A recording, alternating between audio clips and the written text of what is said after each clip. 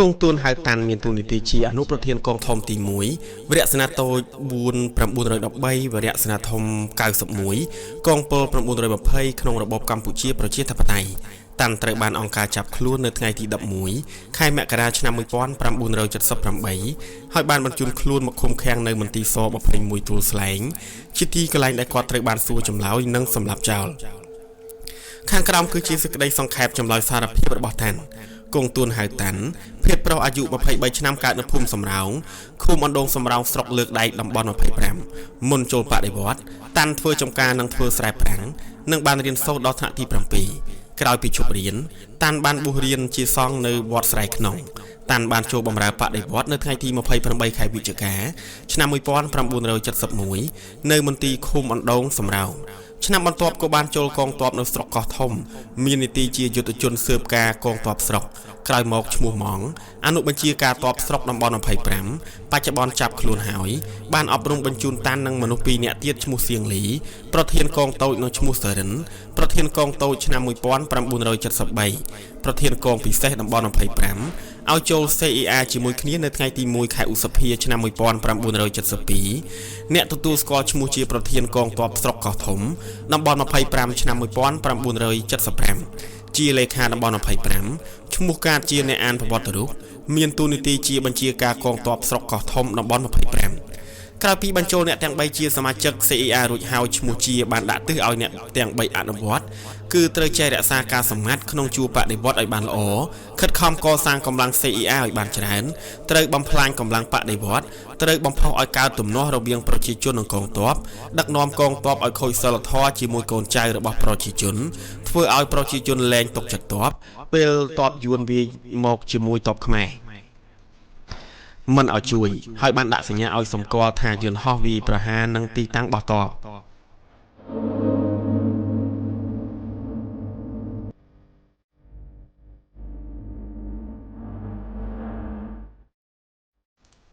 បន្ទាប់មក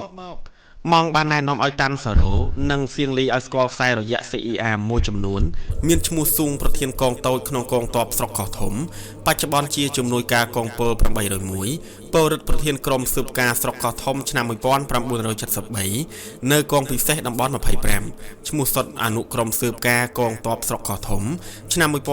1973នៅមន្ទីរអប់រំតំបន់25ឈ្មោះថងខ្មែរកម្ពុជាក្រោមជាយុទ្ធជនស៊ើបការនៅឆ្នាំ1973នៅកងកំភ្លើងធំតំបន់25ឈ្មោះជាមយុទ្ធជនស៊ើបការស្រុកកោះធំពេលបានស្គាល់ខ្សែរយៈ CER ហើយតាន់នឹងបពួកបានធ្វើសកម្មភាពបំផុសឲ្យយុទ្ធជននៅក្នុងអង្គភាពដើរហើរសេរីនិងខូចសីលធម៌ជាមួយកូនចៅរបស់ប្រជាជនឆ្នាំ1973ឈ្មោះខឿននឹងម៉ងបានណែនាំតាន់ឲ្យស្គាល់ខ្សែ ER ថ្មីចំនួន3នាក់ទៀតនៅខាងស៊ើបការរបស់កងវរៈសេនាលេខ119មានឈ្មោះហៀងប្រធានស៊ើបការសេងអនុប្រធានកងស៊ើបការនិងធឿនសមាជិកកងស៊ើបការក្រៅពីបានណែនាំស្គាល់មកតាន់រួមជាមួយនឹងបកពួកផ្សេងទៀតបានធ្វើសកម្មភាពជាបន្តបន្ទាប់នៅសមរភូមិបន្ទាយព្រែកថ្មីពេលវាយខ្មាំងចិត្តឈ្នះហើយបែរជាបញ្ជាឲ្យដកទ័ពថយវិញបណ្ដាលឲ្យកម្លាំងបដិវត្តរបួស3នាក់និងកម្លាំង CER របួស2នាក់នៅកោះពីមរាំងពេលខ្មាំងឡើងមកបញ្ចេញកម្លាំងទ័ពនៅពេលខ្មាំងឡើងមកមិនបញ្ចេញកម្លាំងទ័ពទប់ទល់ជាមួយនឹងកម្លាំងរបស់ខ្មាំងទេ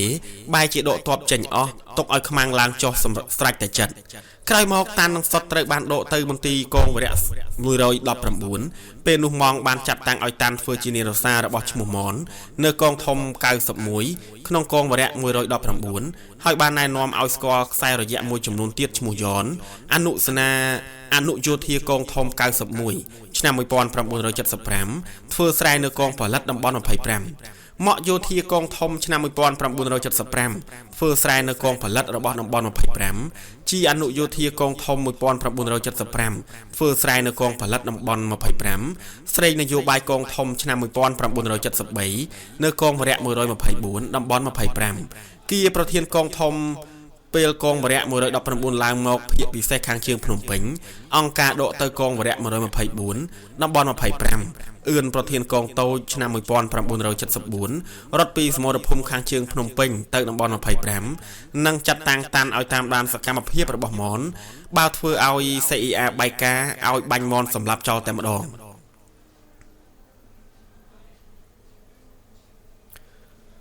ឆ្នាំ1974តាននឹងបកពួកបានទៅតំបន់25ហើយបានតាក់ទងខ្សែចាស់ឡើងវិញក្រោយមកឈ្មោះឌឿននឹងសុងបានណែនាំតាន់ឲ្យស្គាល់ខ្សែថ្មីដែលទើបកសាងបាននៅក្នុងកងវរៈមានឈ្មោះណេងប្រធានកងតូចនៅកងវរៈ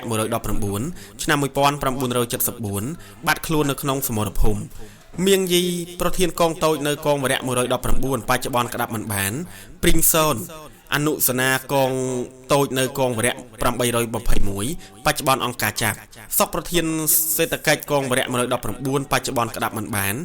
ប្រងអនុប្រធានសេដ្ឋកិច្ចវរៈ119បច្ចុប្បន្នក្តាប់មិនបានតាមគួកយោធាកងធំនៅកងវរៈ219ស្លាប់ឆ្នាំ1974ដោយជំងឺគ្រុនចាញ់កងផនប្រធានកងធំនៅកងវរៈ219បច្ចុប្បន្នប្រធានកងធំនៅកងវរៈ821វរៈសេនាធំ82កងពល801លីឡុនយោធាកងធំនៅកងវរៈ219ស្លាប់ឆ្នាំ1974នៅសមរភូមិដូចផាត់ប្រធានកងធំនៅកងវរៈ219ស្លាប់ឆ្នាំ1974នៅសមរភូមិ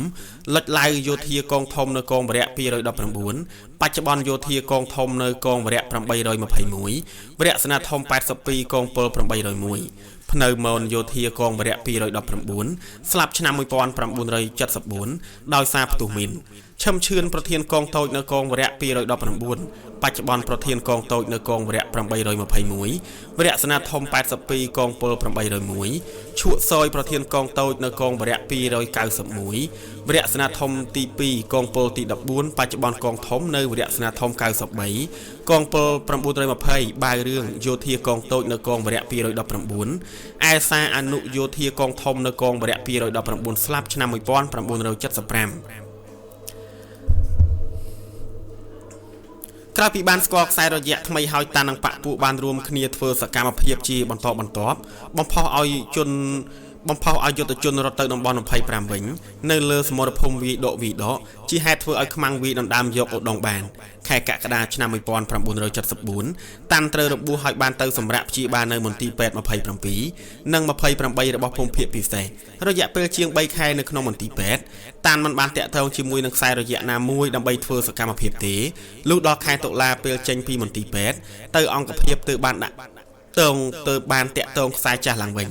តាន់មាននីតិជាប្រធានមន្ទីរកងធំនិងបានរួមសកម្មភាពជាមួយឈ្មោះសនបំផុសឲ្យយុទ្ធជនរត់ទៅផ្ទះឆ្នាំ1975សុងបានណែនាំតាន់នឹងបកពួកឲ្យស្គាល់ថ្នាក់ដឹកនាំ CER ថ្មី2នាក់គឺឈ្មោះហ៊ឿនយោធាកងវរៈ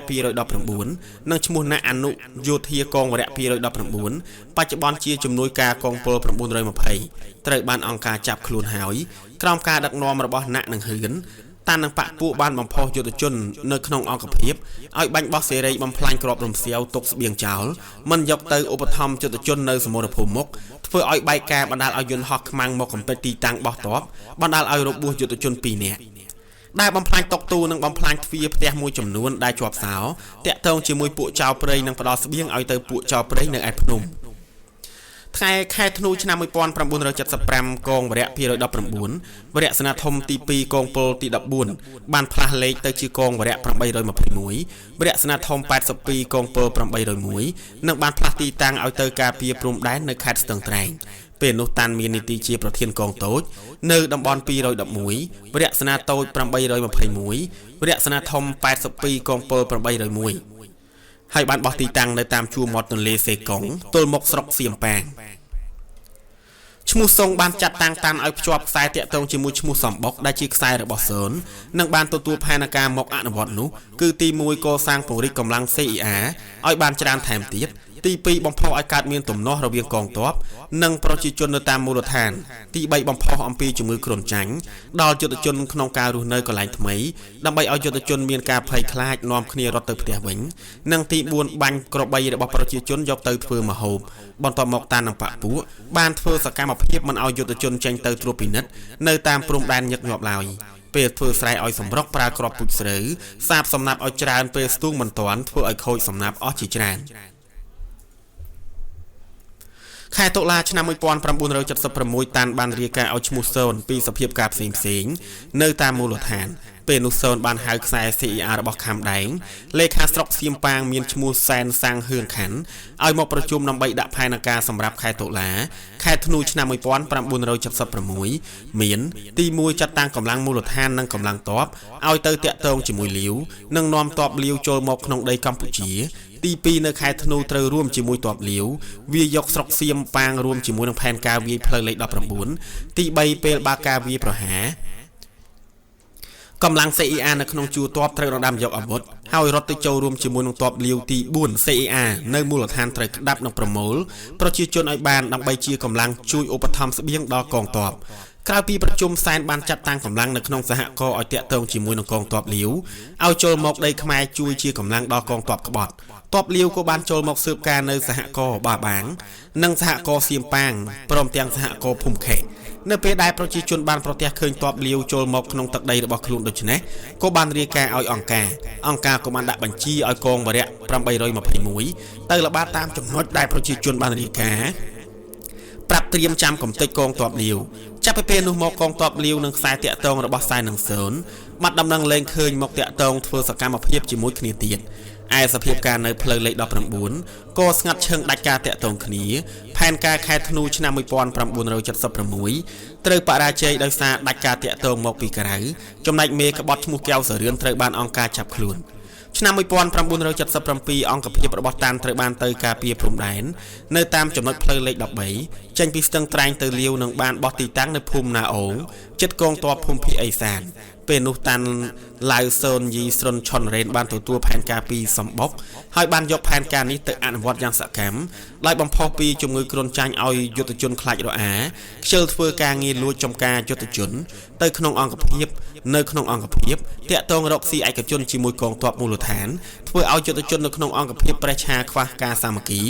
និងលែងទុកចិត្តគ្នាពេលដែលល្បាតការពារព្រំដែន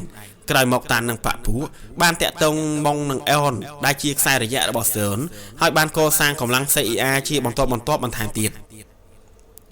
នៅខែកក្កដាឆ្នាំ1977ឈ្មោះស៊ើននិងសំបុកត្រូវបានអង្គការចាប់ខ្លួនតាននឹងបពុមួយចំនួនបានផ្អាកធ្វើសកម្មភាពមួយរយៈ2ខែក្រោយមកតានត្រូវបានផ្លាស់មកនៅវរៈ913ក្រោមការដឹកនាំរបស់ម៉ុងនឹងយន្តបានណែនាំតាន់ឲ្យស្គាល់ប្រុញអាននឹងប៊ុនថនតាន់នឹងអានបានទទួលការចាត់តាំងឲ្យទៅតាក់ទងទ័ពយួនដើម្បីរៀបចំផែនការឲ្យយួនជាកម្លាំងទ័ពវាយកភូមិមេរើចនៅខែមករាខែកុម្ភៈឆ្នាំ1978ពេលជួបអ្នកជាមួយអ្នកតំណាងទ័ពយួនគាត់បានរាយការណ៍ប្រាប់យួនអំពីទីតាំងដែលត្រូវវាយកពេលវេលានឹងច្រកដែលត្រូវចេញចូលពេលធ្វើសកម្មភាពហើយខាងភាគីខ្មែរក៏បានត្រៀមបំរុងស្បៀងអាហារមួយចំនួនសម្រាប់ឧបត្ថម្ភទ័ពយួនឯភាគីយួនក៏បានឯកភាពយល់ព្រមជួយហើយបានធ្វើការណែនាំតាន់និងអានឲ្យការពារស្បៀងអាហារឲ្យបានគង់វង្សហើយគូផែនទីប្រាប់ទីកន្លែងបោះទ័ពនិងច្រកចេញចូលពេលធ្វើសកម្មភាពនៅក្នុងទឹកដីខ្មែរប្រគល់ឲ្យក្រុមរបស់ខ្លួនងាយស្រួលពេលធ្វើសកម្មភាពបន្តមកតាននឹងអានបានធ្វើសេចក្តីរាយការណ៍អំពីសកម្មភាពដែលខ្លួនបានទៅជួបចរចាជាមួយយួនប្រាប់ទៅម៉ុងនឹងយន្តបានណែនាំតាន់ឲ្យស្គាល់ហុកជួនឈឿនសាន់សុករឿនដែលជាខ្សែ CER នៅក្នុងវរៈសេនាធំលេខ91តាននឹងអានត្រូវបានចាត់តាំងជាច្រើនដងច្រើនសារឲ្យតាក់ទងជាមួយយួនដើម្បីប្រាប់និងណែនាំអំពីផែនការដែលត្រូវអនុវត្តរួមគ្នានៅខែមករាខែកុម្ភៈឆ្នាំ1978ក្នុងការវាយដណ្ដើមយកមេរើចក្រោយមកទៀតតានបានទៅចូលរួមប្រជុំដើម្បីទទួលផែនការថ្មីម្ដងទៀតពីឈ្មោះម៉ុងហុកនឹងយន្តផែនការមាន4យ៉ាងគឺទី1នៅខែមករានិងខែកុម្ភៈពេលវាយនៅមេរើចបើកម្លាំងបដិវត្តខ្សោយត្រូវវិបន្តយកកោះរំយើលនិងស្រុកច្បារនៅខែមីនាខែឧសភាឆ្នាំ1978ទី2ពេលវាយប្រហារកម្លាំង CER នៅខាងក្នុងត្រូវការវាយដណ្ដើមយកអាវុធហើយរត់ទៅចូលរួមជាមួយនឹងកងទ័ពយួនទី3បើវាមិនបែកត្រូវកំទេចឃ្លាំងអាវុធគ្រាប់រំសាវនិងឃ្លាំងស្រូវរបស់អង្គរចោលឲ្យអស់ទី4បើវាឈ្នះត្រូវយកប្រជាជនមកជាមួយឲ្យធ្វើស្រែដើម្បីឧបត្ថម្ភដល់កងទ័ពថ្ងៃទី7ខែមករាឆ្នាំ1978អង្គការបានចាត់តាំងអង្គភាពវរៈសេនាធំលេខ91ឲ្យកំទេចទីតាំងទ័ពយួននៅក្នុងបន្ទាយអូដាក់ដាំតាន់សុននឹងឈឿនជាអ្នកទទួលខុសត្រូវរៀបចំកម្លាំងកងទ័ពក្នុងយុទ្ធនាការវាយប្រហារយួននៅបន្ទាយអូដាក់ដាំនេះពេលនោះអ្នកទាំង3បានតាក់ទងគ្នារៀបចំគម្រោងការធ្វើសកម្មភាព CER ធ្វើយ៉ាងណាកុំឲ្យផែនការកំពេចយួននេះបានសម្រេចសុននឹងឈឿនបាននាំតបចូលជាមួយគ្នាខុសគោលដៅខុសការចាត់តាំងឯកម្លាំងតបផ្ដុំគ្នាច្រើនធ្វើឲ្យបែកការនឹងតបយួនក៏បានបាញ់មុខមកលើកម្លាំងតបរបស់យើងសុនឈឿននឹងតាន់បានបញ្ជាតបវាយសម្រុកទៅមុខហើយក៏បានបញ្ជាតបឲ្យដកថយវិញរីឯតាន់ដើរពីក្រោយនាំតបទៅហួសខ្សែត្រៀមយ៉ាងឆ្ងាយហើយក៏នាំកងទ័ពត្រឡប់មកវិញមិនបានសហការគ្នាជាមួយយួនទេធ្វើឲ្យផែនការវាយយួនរបស់បកត្រូវបរាជ័យរីឯផែនការរបស់ក្រុម CER ដែលត្រូវអនុវត្តដោយយកភូមិមេរើកនៅខែមករាខែកុម្ភៈឆ្នាំ1978ក៏ត្រូវបរាជ័យដែរព្រោះមេដឹកនាំ CER នៅមូលដ្ឋានឈ្មោះអភួនអនុលេខាតំបន់105ត្រូវបានអង្គការចាប់ខ្លួននៅខែធ្នូឆ្នាំ1977ចំណែកកងទ័ពតំបន់ក៏ដកមកក្រោយទៀតចំណែកកងទ័ពតំបន់ក៏ដកមកក្រោយទៀតដើម្បីឲ្យការតាក់ទងគ្នាទាំងក្នុងនិងខាងក្រៅត្រូវដាច់ទីបំផុតចលនា CER ត្រូវបញ្ចប់សមាជិកចំនួនត្រូវអង្គការចាប់ខ្លួនជាបន្តបន្ទាប់តាមសុកនិងមេដឹកនាំឈ្មោះមូលណាក៏ត្រូវអង្គការចាប់ខ្លួនបាននៅក្នុងថ្ងៃតែមួយគឺថ្ងៃទី11ខែមករាឆ្នាំ1978ចម្លើយសារភាពរបស់កងទួនហៅតាន់ចែកចេញជាពីរផ្នែកផ្នែកទី1វាយអង្គលីលេខសរសេរពីប្រវត្តិនិងសកម្មភាពក្បត់បដិវត្តមុននិងថ្ងៃក្រោយរំដោះរបស់តាន់ដោយសង្ខេបមានចំនួន8ទំព័រដែលនៅចុងទំក្រោយផ្នែកខាងក្រោមមានសរសេរថាជូនបងពិនិត្យលើសេចក្តីសរុបនេះបន្ថែមទៀតមានចុះហត្ថលេខានិងឈ្មោះមិត្តភាពនិងមានចុះការបរិច្ឆេទថ្ងៃទី17ខែមិនិនាឆ្នាំ1978ផ្នែកទី2ជាឯកសារចម្លើយសារភាពសរសេរដោយដៃផ្ទាល់មានចំនួន48ទំព័រនិងថែមចំនួន12ទំព័រផ្សេងទៀតដែលជាបញ្ជីឈ្មោះរាយឈ្មោះបកពួកដែលបានធ្វើសកម្មភាពក្បត់រួមគ្នាជាមួយតាន់មានគ្នា73នាក់នៅចុងបញ្ចប់នៃចម្លើយសារភាពផ្នែកខាងស្ដាំមានស្នាមប្រឌិតមេដៃនិងចុះហត្ថលេខារបស់កងទួនហៅតាន់ចុះការបរិច្ឆេទថ្ងៃទី3ខែមិនិនាឆ្នាំ1978នៅផ្នែកខាងឆ្វេងមានចុះហត្ថលេខារបស់អ្នកធ្វើឯកសារឈ្មោះអឹមអឿននិងមានចុះការបរិច្ឆេទធ្វើឯកសារថ្ងៃទី13ខែមិនិនាឆ្នាំ1978